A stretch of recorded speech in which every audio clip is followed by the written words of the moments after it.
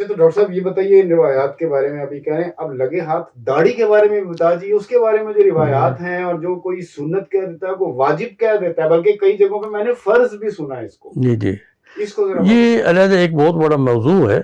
ابھی پچھلے دنوں میں حیران ہوا کہ جنگ اخبار میں وہ جو مسائل کا آتا ہے اس میں جو ایک مفتی صاحب ہیں انہوں نے یہی کہا کہ جی جو داڑھی نہیں رکھتا وہ فاسق فاجر ہے. پہلے تو میں نے کہا یہ جنگ کے جتنے خلیل الرحمان ان کے چیف بیٹھے ہیں، ایڈیٹر بیٹھے ہیں، وہ سارے فاسق فاجر ہوگا. علامہ اقبال بھی فاسق فاجر، محمد علی جناح بھی فاسق فاجر. سب سے بڑا جو ان کا آئیڈیل تھا پرویز مشرف سے پہلے کون تھا؟ جنرل ضیاء الحق جس کو اسلامائزیشن کا کنگ کہتے ہیں، وہ بھی فاسق فاجر. ذوالفقار بھٹو جس نے مرزائیوں کو غیر مسلم قرار دیا اور وہ ہیرو تھا، وہ بھی فاسق فاجر. میں بھی فاسق فاجر. یہ سب جو چلا رہے ہیں وہ سب فاسق فاجر. جیو میں بیٹھے ہوئے جتنے بھی اینکر وغیرہ لوگ ہیں سوائے اس کے کہ جو مہمان کسی چینل کہے گا عام لوگوں میں دیکھ لیں، فاسق فاجر نے. یہ ایک رواج تھا. حضور صلی اللہ علیہ وسلم اور صحابہ ایمان لانے سے پہلے صحابہ حضور صلی اللہ علیہ وسلم پر تب ہی ان کی داڑھی ہوتی تھی. کوئی ایک شخص بتا دیں کہ وہ مسلمان ہوا ہو تو پتہ لگا جی اس نے داڑھی بھی رکھ لی. ہمارے ہاں تو جو چلا کر کے آتا ہے 3 دن کا یا 6 روزہ رائے ونڈ سے آ کے داڑھی رکھ لیتا ہے، عمرے پہ جاتے واپس آ کے داڑھی رکھ لیتا ہے. لوگ کہتے ہیں ماشاءاللہ. بھئی وہاں بھی تو پتہ چلے نا کہ مسلمان ہوا ہے. ایک نہیں لاکھوں، کہیں تو ہے کہ انہیں ایک کافر بتا دے جس کی داڑھی نہ ہو. مزے کی بات ایک کافر بتا دے. کیا ابو جہل کی داڑھی نہیں تھی؟ ابو لہب کی نہیں تھی؟ بھئی رواج تھا داڑھی رکھنا. جیسے آج داڑھی منڈوانا رواج ہے، اب دوبارہ رواج آ رہا ہے یہ ایگزیکٹو داڑھی رکھنے کا، تو یہ تو رواج کے مطابق چلتے ہیں. تو اس وقت جو ہے جو لوگ داڑھی نہیں رکھتے تھے ان کو مکروہ الشکل کہا جاتا تھا کہ وہ جی داڑھی منڈا ہے، داڑھی والا معزز وہ تھا. سکھوں میں تو بھی سکھوں میں ہے یہ اور اس طرح کا وہ اس کو بڑا وہ غلط سکھ ہے، یہودیوں میں ہے، بڑی بڑی چیزیں ہیں. تو وہ تو ایسی بات نہیں ہے. داڑھی کے متعلق آپ کو ایک بتاؤں لطیفہ یہ سمجھیں کہ میں یہی F10 مسجد کے ساتھ میرا کیونکہ آفس ہے تو ہم سردیوں میں باہر نکل کے وہی مسجد کے سین سے باہر بیٹھتے تھے. تو ان میں علماء حضرات بھی آ جاتے تھے. اور ایک دفعہ ہم بیٹھے تھے تو میرا ایک پرانا شاگرد آ گیا جو لا میں مجھ سے پڑھتا تھا. اب وہ وکیل تھا، اس کو میرے خیالات پتہ تھے. وہ بھی آ کے بیٹھ گیا تو مجھے چھیڑنے کے لیے اس نے کہا کہ جی یہ بتائیے خاکی صاحب کہ جی داڑھی رکھنا ثواب ہے یا نہیں. تو صادر ہے آپ جہاں مولوی بیٹھے ہوں اور آرتھوڈاکس ہوں ان میں ایسی بحث چھیڑنا تو خود کو ہی کٹ کھانے والی بات ہے. لیکن اللہ نے مجھے گائیڈ کیا. میں نے اس کا جواب دیا. میں نے کہا اسلام ثواب داڑھی رکھنے میں نہیں، داڑھی کی لاج رکھنے میں ہے. ورنہ داڑھی تو ٹیررسٹ کی بھی ہوتی ہے، ریپسٹ کی بھی ہے، یہودیوں کی بھی ہے. تو اصل ہے کہ آپ کے اعمال کیا ہے. اب اس پہ علماء بھی چپ ہو گئے بھی اس کا جواب نہیں ہے. ایک ٹیررسٹ کی داڑھی ہے تو کیا وہ ثواب کے لیے ہے؟ تو اس پہ تو میرا بلکہ بہت کھل کے ایک اور بھی چیز ہے میں اس دن بھی شیئر کر رہا تھا. میں نے کہا جی جو سمجھتے ہیں کہ داڑھی سنت رسول سمجھ کے جو کرتا ہے نا اس کے لیے اسے لائسنس لینا چاہیے گورنمنٹ سے، اور اگر وہ برے کام کرے تو لائسنس کینسل کر دے. ایک ریپسٹ ہے، جیسے زینب کا ریپسٹ تھا، قتل کیا، اگر اس کی داڑھی ہے تو اس کی پہلا کام یہ کریں داڑھی صاف کریں پھر اسے سزا دیں، تاکہ سنت رسول کی وہ بے حرمتی کر رہا تھا. دیکھیں آپ کوئی بھی ہے، جیسے آپ کہیں ہیں جام شیریں ہے بک رہا ہے، ایک بوتل پہ کسی نے رکھا ہوا ہے اور یہ جب بوتل کو ٹیسٹ کرتے تو اس میں تو گڑ کا شربت ہے، تو آپ کیا کریں گے؟ بوتل سے وہ لیبل تو نکال لیں گے، اسے کہیں گے نہیں تو اس لیبل کا حقدار نہیں ہے. تو سنت رسول کا وہ حقدار نہیں ہے. جو سنت رسول سمجھ کے کرتا ہے اس کی لازم ہے کہ وہ سنت رسول کے تعلیمات پہ بھی عمل کرے. اگر نہیں کرتا تو اس سے داڑھی کا لائسنس کینسل کر کے اسے شیو کر دے. ہم نے کوئی داڑھی کی امت تھوڑی بڑھانی ہے، ہم تو اعمال کی امت بڑھانی ہے. حضور صلی اللہ علیہ وسلم کیا داڑھیوں دیکھ کے فخر کریں گے؟ نہیں. وہ امت جو کہ ان کے فالوور ہوگی، اچھے کام کی ہوگی، انسانیت کے حقوق العباد کا خیال رکھو گا، نیک ہوں گے، عبادات بھی پوری کی ہوں گی. تو یہ اس میں جو ہے تو اس سے جو ہے وہ خاموش ہو گئے کیونکہ اس پہ کوئی دو رائے نہیں ہو سکتی تھی. لیکن کچھ چیزیں تو آپ کو پرووک بھی کرتی ہیں نا. مطلب اگر آپ نے داڑھی رکھی ہوئی ہے تو اندر سے ہی کہیں یہ ہوتا ہے کہ یار یہ کام نہ کر، تو نے داڑھی بھی رکھی ہے اور تو یہ حرکت بھی کرنے لگا، بندہ باز آ جاتا ہے. تو وہ یہ ایک سائیکولوجیکل ایفیکٹس نہیں ہوتے؟ نہیں، it is just going to be opposite. ٹھیک ہے بعض لوگوں کے لیے ہوگا، ہوتے بھی تھے لوگ پہلے زمانے گلہ بھی کرتے تھے کوئی غلط کہ یار داڑھی رکھ کے جھوٹ بول رہے ہیں، داڑھی رکھ کے ملاوٹ کی ہوئی ہے. اب ماشاءاللہ داڑھی بھی رکھے ہوئے ہیں، مدینہ ملک شاپ کی ہوئی ہے، اور دودھ جو ہے وہ وہی غلط بیچ رہے ہیں، پانی بھرا ہوا۔ اگر آپ یہ دیکھا رشوت بھی لے رہے ہیں ماشاءاللہ، یہ بھی ہے۔ تو اسی لیے بات یہ نہیں ہے، وہی داڑھی رکھنے میں نہیں، داڑھی کی لاج رکھنے میں ثواب ہے۔ دوسری بات ہے داڑھی جو ہے یہ سنت عرفیہ ہے، عرف تھا اس وقت کا، جیسے میں نے کہا تمام لوگوں کی، چاہے وہ کافر تھے مسلمان تھے، ایون جو حدیثیوں نے گھڑ رکھی ہے ایک روایت کہ جی خالف الیہود والنصارى، کہ یہودی اور نصرانی کو مخالفت کرو کہ داڑھی بڑھاؤ مجھے، یہ خود خلاف حقیقت ہے۔ تمام انبیاء کی داڑھی تھی یا نہیں؟ آج بھی یہودی وغیرہ یہ جتنے مذہبی ہیں، ایون عیسائیوں کی پرانی آپ موویز بھی دیکھیں، یہ ادھر سب داڑھی رکھتے تھے۔ وہ اس دن ایک ٹی وی پہ عالم جو ہے وہ بڑی زوردار تقریر کر رہے تھے یہ داڑھی کے حق میں، اور اخیر پہ ان سے مل گیا کہ جی اس کا تو بائبل میں بھی ذکر ہے کہ رکھے۔ تو میں نے کہا ادھر سے آپ کہتے ہیں کہ خلاف الیہود والنصارى، ادھر حضرت موسیٰ علیہ السلام کا بھی دیکھیں کہ انہوں نے جو ہے ہارون کی داڑھی پکڑی تو انہوں نے کہا یا ابن ام لا تاخذ بلحیتی ولا براسی، کہ میری داڑھی سے نہ پکڑو اور نہ سر سے کھینچو۔ داڑھی ان کی بھی تھی، ان کی بھی تھی، تو یہ خلاف الیہود والنصارى کیا ہے؟ یہ بھی لوگوں کو بے عزت کرنے کے لیے، دیکھیں کہ نعوذ باللہ آپ کے پیغمبر کو تو یہ بھی نہیں پتا تھا کہ یہودی عیسائی بھی داڑھی رکھتے ہیں، انہوں نے کہا ان کی مخالفت کرو۔ اسلام مخالفت کے لیے نہیں آیا، مفاہمت کے لیے آیا۔ وہ برے کاموں کی مخالفت کے لیے، اچھے کاموں کی حمایت کے لیے۔ ہم نے اس کو ان چیزوں پہ رکھ دیا۔ بہت شکریہ ڈاکٹر صاحب آپ کا، تھینک یو بڑی جی، مہربانی، آپ نے بڑا انلائٹن کیا ہمیں، بڑی آپ نے ماشاءاللہ۔ آپ سے یہ ملاقات رہے گی، اور آپ سے جب بھی انشاءاللہ۔ ہمیں کہیں پہ ہم پھنسیں گے اور کچھ ہمارے دماغ میں سوال آئیں گے، چاہے وہ دینی ہوں، دنیاوی ہوں، یا وہ سوشل ہوں، تو ہم آپ سے رہنمائی کے لیے حاضر ہوتے رہیں گے انشاءاللہ۔ Thank you very much sir. Thank you.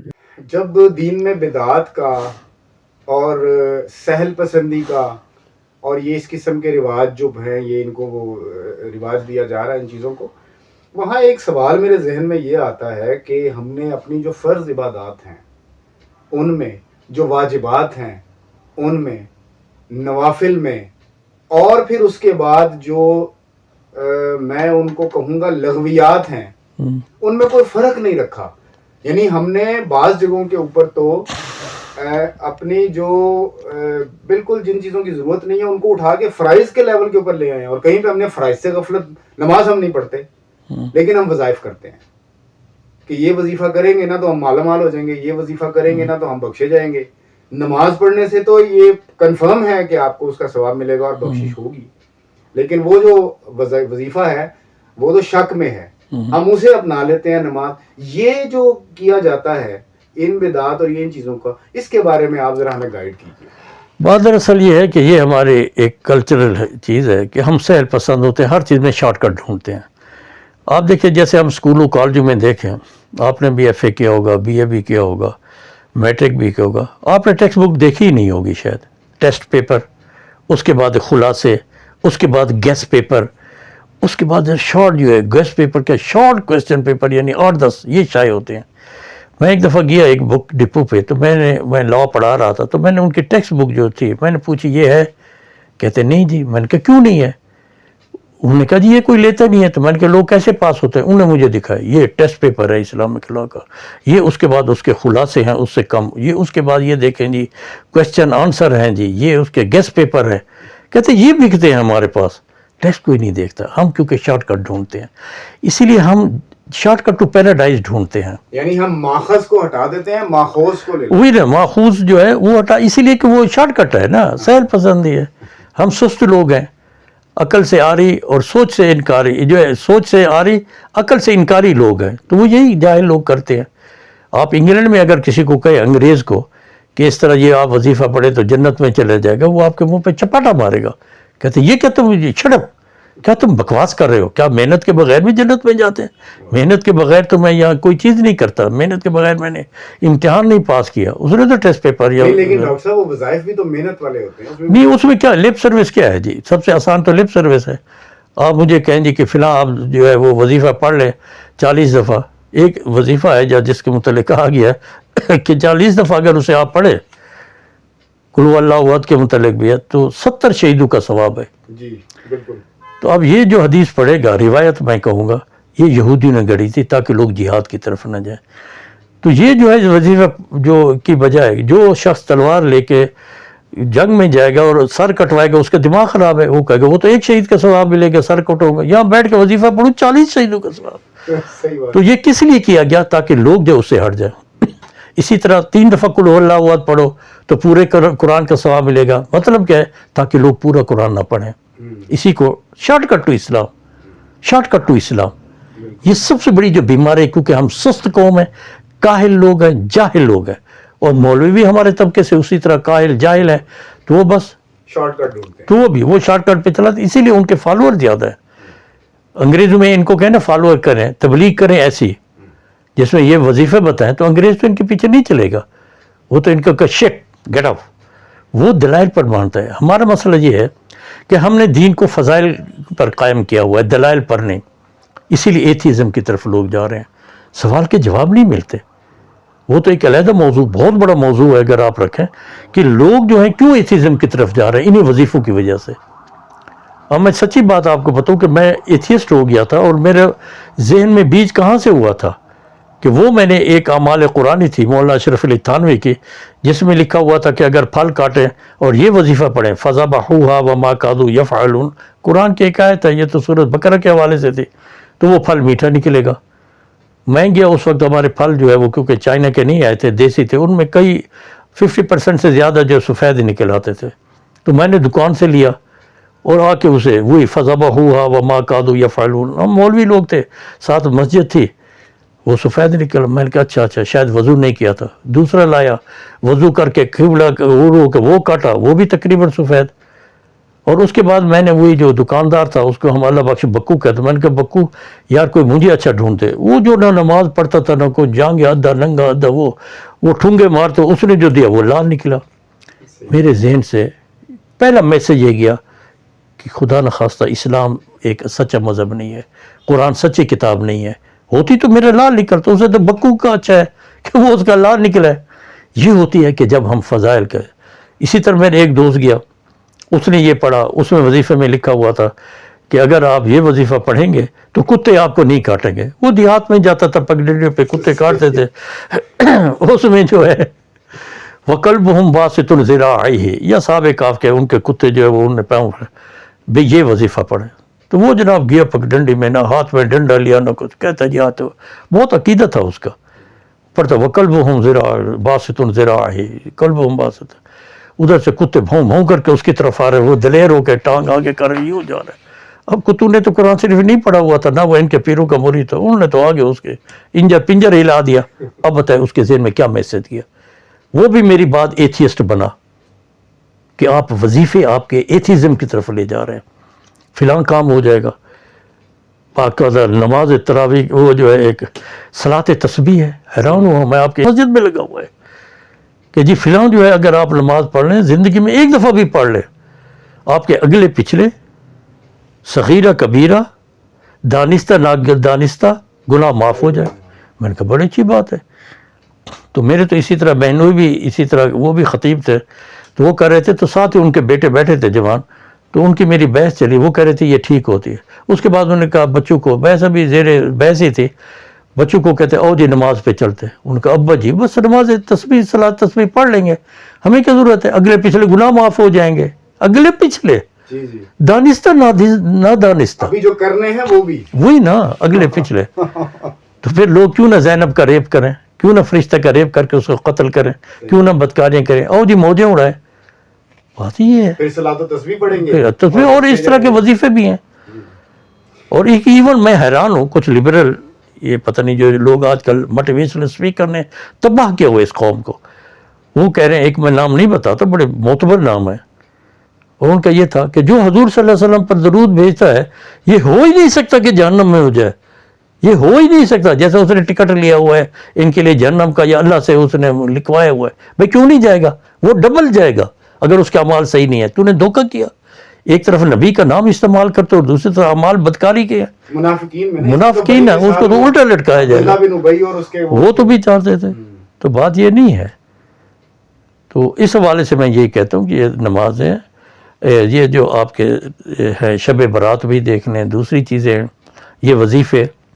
قرآن تو کہتا ہے وَمَن يَعْمَلْ مِثْقَالَ ذَرَّةٍ خَيْرٍ يَرَهُ، کہ جو ذرہ بھر بھی نیکی کرے گا اس کے اعمال کو بھی اس کے پلڑے میں رکھیں گے.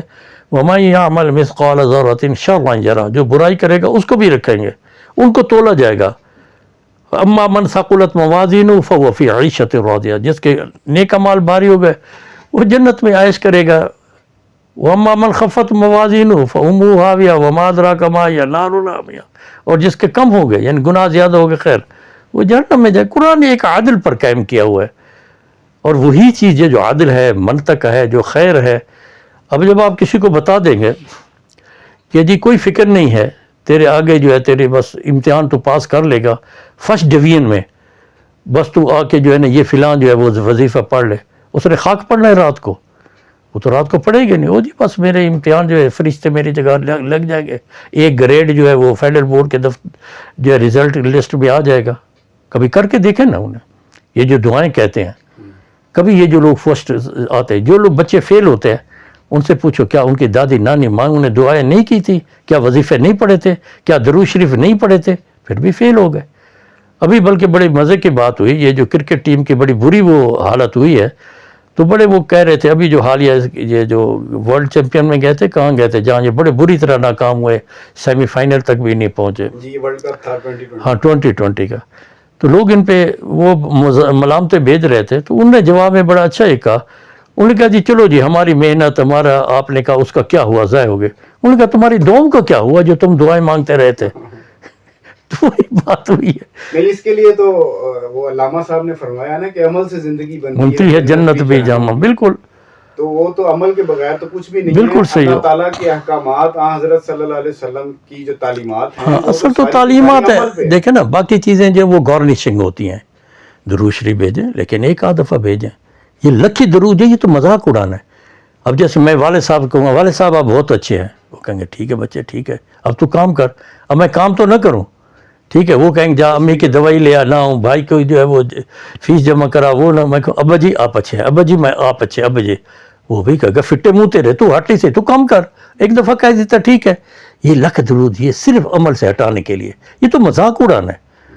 اب آپ کو بھی میں کہوں یا کوئی بھی میرا ایسے دوست اعلیٰ درجے کا بھی ہو یا والد صاحب بھی ہو, اور میں رہتے لگا جی آپ بہت اچھے ہیں, اب والد صاحب کہہ رہے بھائی مجھے پانی تو پلا, نہیں والد ابا جی آپ تو اچھے ہیں, تو آپ تو ریئیکٹ کریں گے. اسی لیے لکھ درود پڑھنا یہ مذاق اڑانا ہے حضور صلی اللہ علیہ وسلم کا, اور عمل سے بھاگ رہے ہیں. باقی آپ ایک دو دفعہ بولیں, اس کے بعد حضور صلی اللہ علیہ وسلم کے جو ہے وہ اعمال جو ہے ان کے مطابق کر لیں. تو سر پہ یہ بتائیے کہ ہمارے دین میں جو ورچوئلز ہیں, جو روایات ہیں, جو ہم ان کی کوئی اہمیت نہیں ہے. نہیں ان کی دیکھیں روایات پہ ایک بہت بڑا علیحدہ موضوع ہے کہ ہم تک جو روایات پہنچی ہیں وہ روایات صحیح طریقے سے نہیں پہنچی. وہ بڑا سفر کر کے 52-54 جو ہے جنریشن ہم تک پہنچی ہیں, اور وہ کنکاکٹڈ حد تک پہنچی ہیں. ہماری حدیث کی کتابیں بھی جو ہے ماشاءاللہ صحاح ستہ جن کو آپ کہتے ہیں, 5 جو ان کے مصنفین میں وہ ایرانی ہیں, پرشین ہیں, ایڈمیٹڈ, جس کو مولوی بھی مانتے ہیں. 6 جو امام بخاری ہیں وہ بھی بخارا کے ہیں, ان کے بھی دادا فارسی نسل تھے, آتش پرست تھے, ان کو تو ہوا ہی نہیں لگی عرب کی. اور اس کے مقابلے میں موطا امام مالک مدینہ کے تھے, تو اور مدینہ میں رہی, انہوں نے کتاب اس کو سیاست میں شامل نہیں کیا.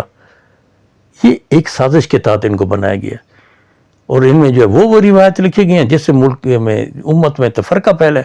اسی سے تو آتی ہے, ہمیں غدیر آ رہی ہے, کبھی ادھر دونوں طرف کی جو چیزیں گھڑی گئی ہیں فضیلت میں, چاہے سنیوں نے گھڑی ہیں, چاہے ثلاثہ صحابہ کے تحت یا انہوں نے گھڑی ہیں. سب سے زیادہ تو اس میں بنو امیہ نے وہ کیا, بنو امیہ بھی, بنو عباس, ہر ایک نے جی. یہ خمِ غدیر جو یہ بنو امیہ نے تو نہیں کی تھی, جو سب سے بڑی تھریٹننگ ہے اکثر صحابہ کے لیے تھریٹننگ ہے. ان کو تو مرتد اسی لیے جو ہے لوگ جو ہیں اہل تشیع جو تھوڑے سے سخت لوگ ہیں, عام لوگ تو اتنے نہیں ہیں سخت, وہ تو یہی کہتے ہیں کہ صحابہ مرتد ہو گئے تھے, کیونکہ جب حضور صلی اللہ علیہ وسلم نے کہہ دیا کہ حضرت علی امام ہو گئے, یہ میرے جانشین ہیں, تو انہیں خلافت ان کو نہیں دی, تو نعوذ باللہ وہ تو نافرمان ہے. تو اس طرح کی روایتوں پہ اگر ہم بیس کریں گے تو تفرقہ پھیلے گا, نفرت پھیلے گی. اسی لیے ان روایات کو دیکھے ہی نہ, قرآن تک جو ہے محدود رہیں اور ہو جائے گا بس. وہ ایک تو دین فطرت ہے, مکمل جو ہے وہ ضابطہ حیات ہے, اور پھر اس کے بعد یہ دین جو ہے اس کی جو بنیاد ہے وہ 100% صفائی پہ ہے. النظافت نصف الایمان. طہارت بھی ٹھیک ہے. ہاں اچھا اب اس صفائی کے اندر پھر ان چیزوں کو ڈسکس کیا جاتا ہے جو شاید کسی انسان کی پرسنل صفائی ہو سکتی ہے. یعنی ایک تو یہ ہے نا کہ آپ کو میں جتنا نظر آ رہا ہوں میں صاف ستھرا ہوں, میرے اوپر کوئی کیچڑ نہیں گرا ہوا, میرے اوپر ظاہری کوئی گندگی نہیں ہے, کوئی گندگی ہے, وہ اس کو وہ دیکھتے ہوئے. لیکن اب کسی کو نہیں پتا کہ میری بغلوں کے بال بڑے ہوئے ہیں یا میرے زیر ناف بال بڑے ہوئے ہیں, ٹھیک ہے, وہ مجھے صرف پتا ہے. تو اس کے بارے میں اگر سوچوں تو یہ آج کوئی مجھے کیسے گائیڈ کرے یا کیسے کہے گا کہ یار تیرے تے بال بڑے, مطلب اس کے بارے میں ایسی ایسی روایات ہیں کہ جی وہ چاول کے دانے سے بڑے ہوں تو ہر سانس حرام ہوگی, اور جی آپ کا تو چلنا پھرنا کھانا پینا حرام ہو جائے گا. یہ جو روایات, ایک تو ان کی تاریخ بتا دیجئے, یہ ایک بہت بڑا سوال ہے اتفاق سے میرے ذہن میں. ایک تو یہ بتا دیجئے کہ یہ روایات کہاں سے قائم ہوئی, دوسرا ان کی اوتھینٹسٹی کیا ہے.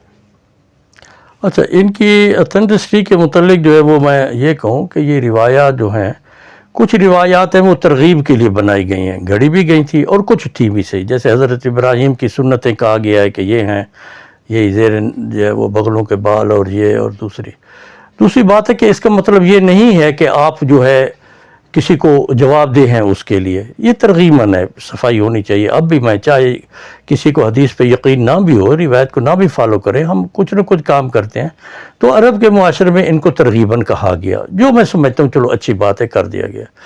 لیکن بات وہ ہے ان سنتوں کی جن کو ہم سنت سے زیادہ واجب کا درجہ دیے ہوئے ہیں, یا وہ رواجی تھی, عرفی تھی, ہم نے ان کو واجب کا درجہ دے دیا. وہ چیزیں جو وہ غلط ہے. ایک مباحات ہوتے ہیں ان کی اجازت ہے, پرمیشن ہے, کریں بھی نہ کریں بھی, ٹھیک ہے. کچھ جو مرغوبات ہوتی ہیں, ٹھیک ہے, جس میں ترغیب ہوتی ہے, اس کو ہم یہ کہتے ہیں اس میں ہاں کر لیں تو اچھا ہے, نہ کریں تو بھی گزارا ہے, کوئی بڑا گناہ نہیں ہے, ورنہ مکروہ ہے اس کا الٹ. کچھ واجب ہیں کہ اگر ان کو چھوڑو گے تو گناہ ہوگا, کرو گے تو بہت بڑا ثواب ہوگا. تو یہ درجہ بندی جو کلاسیفائی کرنا ہے یہ بڑی ضروری ہے. کچھ کا تعلق آداب سے ہے, جیسے حضور صلی اللہ علیہ وسلم نے فرمایا کل بھی یمینی کا وہ کل مما یلیک, کہ اپنے دائیں ہاتھ سے کھو اور وہ کھو جو تمہارے سامنے ہے. یہ نہیں کہ بڑے تھال میں بیٹھے ہو تو یہ ڈونگ میں تو ادھر کی بوٹیں اٹھا کے اپنے کھاؤ, بس سر اپنے کھاؤ. یہ آداب میں سے ہے, دائیں ہاتھ سے کھانا آداب میں سے ہے, ورنہ بائیں ہاتھ سے کھائیں گے وہ کھانا حرام تو نہیں ہو جائے گا.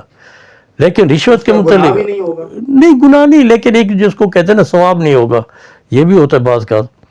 اچھا دوسرا وہ بھی اسی لیے کہا گیا کہ دائیں ہاتھ کا ہولڈ آپ کا پکا ہولڈ ہوتا ہے, اس لیے کہا گیا. پھر ان کی تقسیم ہے, یہ گندے کام کے لیے اس سے ہم استنجا بھی کرتے ہیں, کوئی چیز گندی اٹھانی ہو اس سے اٹھاتے ہیں, اس سے. تیسرا یہ کہ مسکولر جو اسٹرینتھ ہے اس کے لحاظ سے بھی جو رائٹ ہینڈ ہے یہ زیادہ مسکولر جو ہے اسٹرینتھ والا ہوتا ہے. اس سے ہم دیکھیں نا, آپ کسی کو لیفٹ سے مکہ مارے اور کسی کو رائٹ سے, یا کوئی گھسیٹے کسی چیز کو اٹھائے, تو یہ جو چیز ہے یہ ایک حکمت پر ہے. ایک حکم ہوتا ہے, دوسرا حکمت حکم ہے کہ اللہ نے یہ حکم یا حضور صلی اللہ علیہ وسلم نے کیوں دیا. حکمت کو جاننا لازمی ہے, صرف یہ نہیں کہ اب جیسے مسواک ہے, لوگ لکڑی والا مسواک لگا رہے ہیں, او بھائی یہ کلچرل تھا, مطلب اصل کیا ہے, مقصد حکمت کیا ہے, دانتوں کی صفائی, اورل ہائیجین. چاہے آپ برش سے کر لیں, چاہے آپ وہ ڈینٹوجن ہمارے زمانے میں تو اس سے کرتے, مطلب آپ کی ہائیجین ہونی چاہیے. باقی چیزیں انسٹرومنٹل ہیں. اسی طرح باقی چیزوں میں لے جائیں تو آپ کو یہی پتہ چلے گا کہ اسلام میں مقصد حکم بھی دیکھا جاتا ہے. اب جیسے پہلے زمانے میں آپ دیکھیں حضور صلی اللہ علیہ وسلم نے بھی فرمایا کہ الجنت تحت ظلال السیوف, جنت تلواروں کے سائے تلے ہے. تو اب اور حضور صلی اللہ علیہ وسلم صحابہ نے بھی تلوار سے کیا جہاد, تو یہ تو نہیں کہ آپ فتویٰ دے دیں جی تلوار سے ہی جہاد ہے, ورنہ یہ توپے یہ جتنی بھی ہیں یہ چیزیں بم وغیرہ تو یہ سب غلط ہے. جی یہ تو انگریز کے یا کسی کے نہیں, مقصد اسلحہ تھا, مسئلہ یہ تھا کہ جہاد ایفیکٹو کیا جائے. تو یہ ہر جگہ آپ کو نظر آئے گا. اچھا تو ڈاکٹر صاحب یہ جو اس میں آپ نے یہ سارا تو بتا دیا, لیکن ہم نے جو ختنے کرنا ہے اس کو واجبات کے اندر ہم لے آئے ہیں, یہ واجبات میں ہی ہے. اچھا اب ختنے کے متعلق بھی اگر حدیث دیکھیں, خطرہ تو بیسیکلی اس کو بھی وہ کہتے ہیں حضرت ابراہیم علیہ السلام کا جو ہے وہ سنتوں میں سے, اور یہودیوں میں یہ واجب ہے. میری کتاب جب یہ ایک تھی ریڈنگ دی ہیومن رائٹس, اس کی بک لانچنگ برلن میں تھی, تو جب میں ادھر تھا اس وقت یہی ایشو تھا کہ گورنمنٹ آف جرمنی نے پابندی لگا دی تھی بچوں کے ختنے پہ. تو یہودیوں نے اتنا پریشر دیا, اتنا پروٹیسٹ کیا کہ انہیں وہ چیز ودرا کرنی پڑی, اور الاؤ کرنا پڑا کہ آپ بچوں کا ختنہ کر سکتے ہیں. حالانکہ یہ تو بچوں کے ساتھ ظلم ہے. مجھے یہ بتائے حضور صلی اللہ علیہ وسلم کے 4 بچے تھے, کسی کا ختنہ ہوا؟ حضور صلی اللہ علیہ وسلم نے اپنے یہ صحابہ بھی اتنے جو ان کے لاکھوں صحابہ تھے, لاکھوں بچے تھے, اور ختنہ کوئی ایسی چیز نہیں ہے کہ جی یہاں سے اونٹ گزرا کسی نے دیکھا نہیں ہوگا تو اس لیے پتہ نہیں لگا. وہ یار بچوں کے ختنے, لاکھوں بچے پیدا ہوتے تھے, حضور صلی اللہ علیہ وسلم جاتے ہوں گے, سیلیبریٹ کرتے ہوں گے, ختنے کا ایک فنکشن ہوتا ہے, تو کسی ایک کا بھی رجسٹر نہیں ہے. اور مزے کی بات حدیث میں جو آتا ہے اس میں ابن عباس کی ایک حدیث ہے, اس میں انہوں نے کہا کہ ہم بڑے ہو کر ختنہ کراتے تھے.